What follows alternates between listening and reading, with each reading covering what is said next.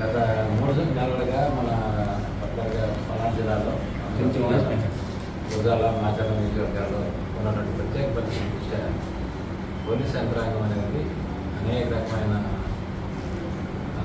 చర్యలు తీసుకుంది. శాంతి భద్రతను కాపాడటం, ఇందులో ఎన్నో సెక్యూరిటీ కేసులు పెట్టడం, బయట కేసులు పెట్టడం, కేసులు చేయడం, రౌడీషీట్ చేయడం, కేసులు ఇన్వాల్వ్ అయిన వాళ్ళు, అదేవిధంగా కొన్ని కేసులు మధ్యాహ్నంగా ఉండి అరెస్ట్ కాకుండా అరెస్ట్ చేయడం, డబ్బులు తీసుకొచ్చి మళ్ళీ వాళ్ళందరినీ అరెస్ట్ చేసి కోర్టులో పెట్టడం అంటే పెట్టడం మనం చూసాము. ఎలక్షన్ రోజున, ఎలక్షన్ తర్వాత మన పల్నాడులో జరిగిన సంఘటనలు దేశవ్యాప్తంగా ప్రజలందరూ దృష్టిని ఆకర్షించి పల్నాడు ఒక రకమైన భయంకరమైన వాతావరణం కనిపించింది. ఆ తర్వాత కౌంటింగ్ ఎట్లా ఉంటుందా ఏంటనేది ఎలక్షన్ కమిషన్ వాళ్ళు మన పోలీసు ప్రత్యేక దృష్టి పెట్టి ప్రత్యేకమైన చర్యలు తీసుకొని ఆఫీసర్ని, అధికారులను అందరినీ ఇక్కడ నియమించి క్షణం కూడా పర్యవేక్షణ చేసి సూపర్వైజ్ చేస్తూ నాండాలను కాపాడుతూ వచ్చారు కూడా. దీనందరికీ ప్రజల సహకారము, అధికారులు, ఇతర ఏజెన్సీలు చాలా సహాయపడి ప్రశాంత వాతావరణం కుడితే మన ఏరియాలో వస్తుంది.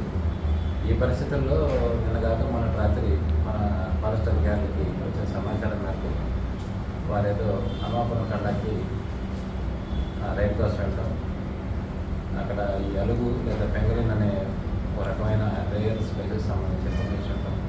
అందులో ఒక 4-5 ఊళ్ళ నుంచి పట్టరుగా ఖమ్మం వాళ్ళంతా చెప్పే ఉంటారు మీకు. నేను ఈ ఏరియాకి వచ్చి వాళ్ళు డబ్బులు పెట్టుకొని పోవడం, అందులో ఆయన గోవింద నాయక్ గారిని కాంటాక్ట్ చేయడం, అదే శ్రీరాంపురం కంటాక్ట్ చేయడం, ఈశ్వర్ నాయక్ గారిని చేయడం, డబ్బులు ట్రాన్సాక్షన్ జరుగుతుంది. దాని సందర్భంగా వాళ్ళు పోలీసు వారు ఫారెస్ట్ వాళ్ళ గారు కేసు కట్టారు. అందులో 10 మంది అరెస్ట్ తీసుకొచ్చారు, అరెస్ట్ చేశారు. వాళ్ళకున్న సమాచారం మేరకు అందులో పరారుగా ఉన్నటువంటి గోవింద నాయక్ గారికి నిన్న కోసం నిన్న ఉదయం గొడ్డిపాడ విలేజ్లో ఉన్నారనే సమాచారం మేరకు నిన్న ఉదయం మాట్లాడారు. అది వారి డ్యూటీ వారు చేస్తారు పోలీసు పరంగా. మరి పోలీసు ఉన్నారు, వాళ్ళు కూడా 15-20 మంది దాకా ఉన్నారు. అయినా సరే వాళ్ళందరినీ కూడా యూనిఫామ్ ఉన్నారు. వాళ్ళందరూ కలిసి ఒక నిందితుగా ఉన్నటువంటి గోవింద నాయక్ అని అతన్ని దేశాలు గోవింద నాయక్ అని అతను తీసుకునే పరిస్థితుల్లో ప్రీప్లాన్గా వీళ్ళు కొంచెం ముందు ఆడవారిని అడ్డం పెడతాం, వారిని తప్పించుకొని ముందుకెళ్తే మళ్ళీ వీళ్ళు వచ్చి బైక్ అడ్డం పెడతాం, బైక్ అడ్డం పెట్టిన తర్వాత కొట్టిన మంచి రాళ్ళు వేయటం, మళ్ళీ ఆ తర్వాత ఆ రాళ్ళు వేసిన సందర్భంలో ఎఫ్ఆర్ఓ గారికి, సెక్షన్ ఆఫీసర్కి, ఇతర ఫారెస్ట్ సిబ్బందికి దెబ్బలు తగలటం, తర్వాత వీళ్ళు శ్రీపాడు సెక్షన్ ఆఫీస్లోకి వెళ్ళి మళ్ళీ అక్కడికి వెళ్ళి సవాల్ చేయడం వాళ్ళు తెలియజేసినాం. ఇదంతా చాలా బాధాకరమైంది ఈ ఏరియాలో. ఇది ఉన్నతాధికారుల దృష్టికి, ప్రభుత్వం దృష్టికి వచ్చింది. ఉన్నతాధికారులు కూడా చాలా సీరియస్గా దీని మీద దృష్టి పెట్టారు. ప్రభుత్వం కూడా ప్రత్యేకంగా మాచర్ల ఇలాంటి ఇన్సిడెంట్ కనుక మళ్ళీ జరిగితే కానీ ఎట్టి పరిస్థితులు ఉపేక్షించింది లేదని, ఈ సంఘటనలకు ఎవరైతే బాధ్యులుగా ఉన్నారో వాళ్ళందరూ కూడా తక్షణం అరెస్ట్ చేసి కోర్టులో పెట్టమని కూడా ఆదేశాలు ఇచ్చింది. ఈ సందర్భంగా మీ ద్వారా మన ప్రజలు కానీ ఇక్కడ చుట్టుపక్కల వాళ్ళకి కానీ తెలియపరిచింది అని చెప్పి, ప్రభుత్వం మారింది. ప్రభుత్వం మారిన తర్వాత కొంతమంది రకరకాలైన అభిప్రాయాలతో ఉన్నారు. గతంలో ఏదో పోలీసు ఉంది, ఆ పోలీసు ఏదో వేరే విధంగా అక్కడ ఉన్నటువంటి పరిస్థితులు రాజకీయ నాయకులకు అనుగుణంగా పనిచేశారు, పోలీసు అంటే ఇంతే కదా ఏదైనా అభిప్రాయం. కానీ ఈ ప్రభుత్వంలో వచ్చిన ఈ అధికారులు కానీ ఈ ప్రభుత్వం కానీ అలాంటి తప్పుడు పనులు మాత్రం ఎట్టి పరిస్థితి ఉపేక్షించట్లేదు. ఉపేక్షించింది కూడా ఎవరైనా తప్పుడు అభిప్రాయంతో ఉండి ఆ విధంగా చేస్తామంటే మాత్రం చట్ట ప్రకారంగా యాక్షన్ తీసుకుంటాం.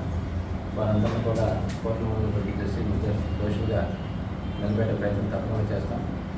ఈ విషయంలోనే ప్రభుత్వం చాలా స్పష్టంగా మరి గౌరవ ముఖ్యమంత్రి గారు కానీ, డిప్యూటీ మంత్రి గారు కానీ, ఇతర అధికారులు కానీ, మా ఆఫీసర్ డీజీ సార్ కానీ, మా ఎస్పీ సార్ కానీ ఇందులో చాలా క్లియర్గా ఇన్స్ట్రక్షన్ చేయడం జరిగింది. ఉంటారు అందరూ కూడా మీ ద్వారా పబ్లిక్ కూడా జనానికి తెలియపరుస్తున్నాం. ఎవరు కూడా ప్రభుత్వాధికారుల దృష్టికి వెళ్ళడం కానీ లేకపోతే వారి మీద అనవసరంగా ఇలాంటి హింసా సంఘటనలు కానీ పాల్గొనడం జరిగితే మాత్రం ప్రభుత్వం ఊరుకోదండి. తప్పనిసరిగా వాళ్ళ మీద క్రిమినల్ కేసులు పెట్టి యాక్షన్ తీసుకొని వాళ్ళందరూ కూడా పోటీ పెట్టడం జరుగుతుంది.